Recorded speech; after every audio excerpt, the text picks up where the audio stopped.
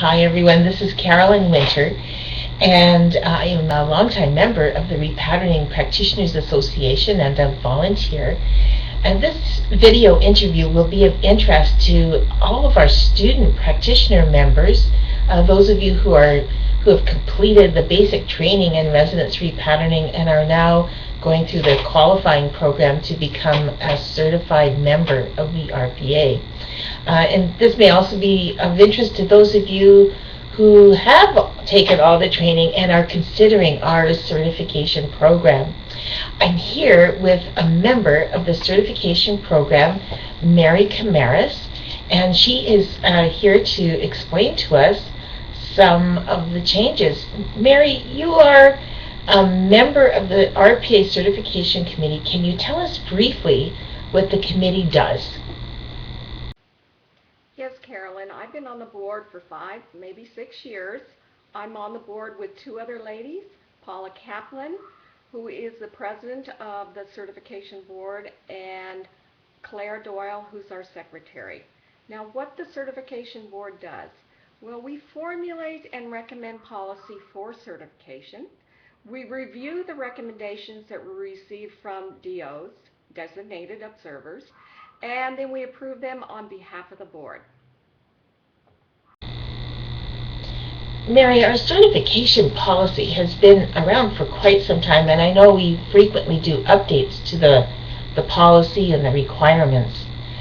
But we've had some very exciting changes this time around. Can you summarize what they're about? Carolyn, as you know, the theme of this season's Repatterning Journal is entering into a new era of consciousness. So as we go through this period, we need to let go of what's no longer needed. So your certification board believes it's time to modify some requirements for the certification process in order to streamline it for students who would like to become certified. So we're very happy to announce that the new requirements are to take effect immediately. There will also be a grandfathering period. The goal is for anyone who's affected by the certification modification to have their questions answered and to apply for certification by April 30th, 2013. All of our student practitioners currently enrolled in the certification program, or those considering coming back or starting for the first time, would really want to know these new requirements. Could you tell us what they are? Carolyn, I may not have to look at my notes to make sure I don't forget any of these. So the new requirements are Phase 1, learning the resonance repatterning process. There's no changes with this. You still have to take the first 6 classes. Phase 2, gaining competence. You need to do 5 proxy sessions that will be incorporated in the existing session categories. Instead of doing 75 one-hour sessions with a client, it was reduced to 55. And what's really exciting, you can use technology for this. So at least 35 in person, 15 video-enabled Skype, and the remaining 5 any combination of phone, audio or Skype, and or proxy. They're teaching college classes online, and artists even taught a empowering class online. So why not our students use technology to help them get certified? Also, you need to do 21-hour self-sessions. You need to do each of the 26 different repatternings from the basic seminars on yourself. So Mary, what exactly would be eliminated in these new rules?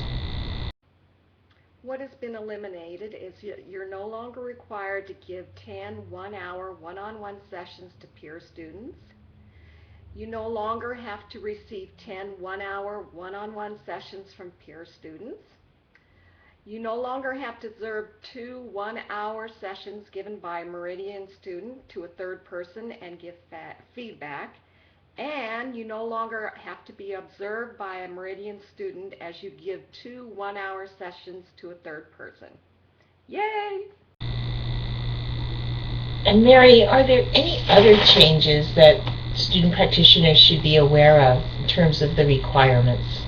Carolyn, the final changes are that you need to receive 5 sessions from 2 certified practitioners. but these can be done via video-enabled Skype. Also, you must demonstrate competence. So you must be observed by a designated observer, but once again, you can use technology here. You can use Skype or high-quality DVD. Mary, how will these policy changes be phased in with the current student practitioners who are already in the program? Is there a grandfather policy?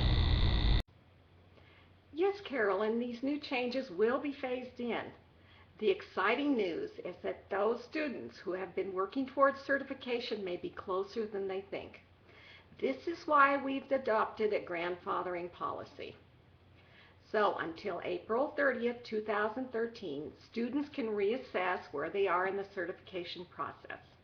And if they have any questions about past requirements that might work for the new requirements, the certification board is here to answer the questions and help in any way we can. Some of these questions may have already been answered in this season's journal article entitled Certification Corner. But even better, please join us with your questions at a student conference call-in on Monday, November 12th at 7 p.m. Eastern Standard Time.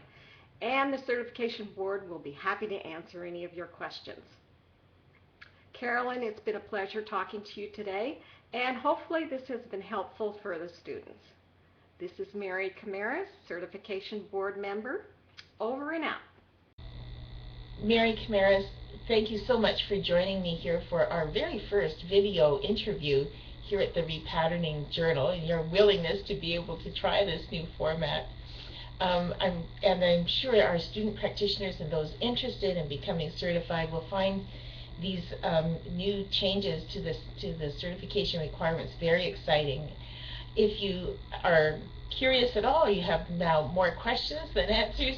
On the article that's related to this video, you'll find a list of frequently asked questions.